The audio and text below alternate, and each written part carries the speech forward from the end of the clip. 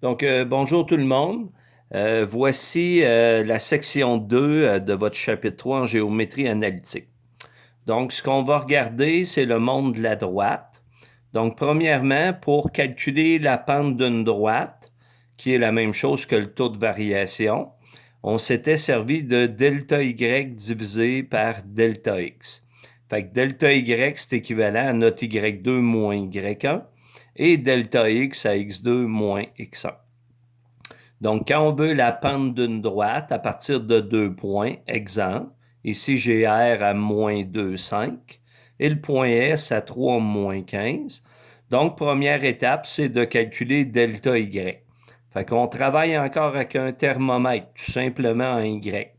Donc, de moins 15 à 5, ma température augmente de 20. Par la suite, de moins 2 à 3, ma température augmente de 5. Donc, si on fait 20 divisé par 5, ça donne 4. Mais là, on peut s'apercevoir que la pente est de moins 4. Donc, à ce moment-là, quand on place le point R et le point S et dans un plan cartésien, puis que vous les reliez sous forme de droite, c'est là qu'on va s'apercevoir que la droite descend. Puis à ce moment-là, on place un petit moins à notre pente. Si on voit qu'elle monte, ben laissez la pente positive. Deuxième bloc, on va aller voir les deux formes d'équation. La première, c'est la forme fonctionnelle. Donc, une équation en forme fonctionnelle est sous la forme y égale ax plus b, comme on voit ici. Puis à ce moment-là, comme information, A, ça correspond à la pente de votre droite, B, à l'ordonnée à l'origine. Puis quand on veut l'abscisse à l'origine, on fait tout simplement moins B divisé par A.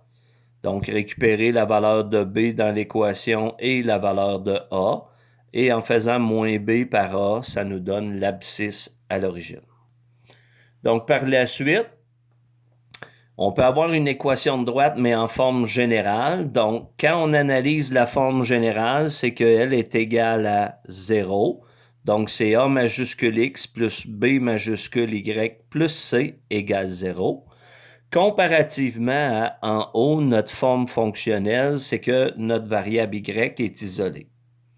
Donc, à ce moment-là, quand l'équation est en forme générale, en égale 0, puis qu'on a besoin de trois informations, exemple, l'ordonnée à l'origine, on a une formule qui nous fait faire moins C majuscule divisé par B, puis à ce moment-là, on obtient tout simplement l'ordonnée à l'origine. Moins C divisé par A pour l'abscisse à l'origine, puis pour la pente, c'est moins A majuscule divisé par B.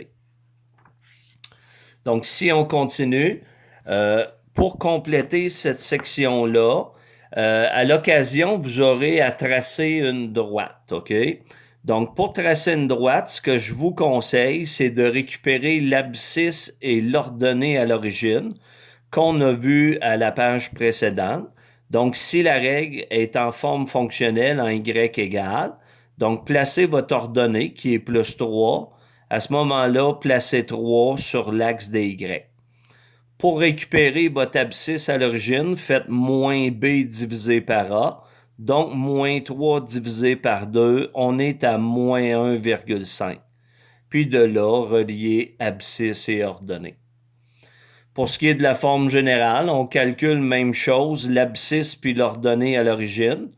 Donc, quand on veut l'ordonnée à l'origine, c'est moins c divisé par b. Un coup que l'ordonnée est calculée, on le place. Puis en faisant moins c divisé par a, on place l'abscisse à l'origine.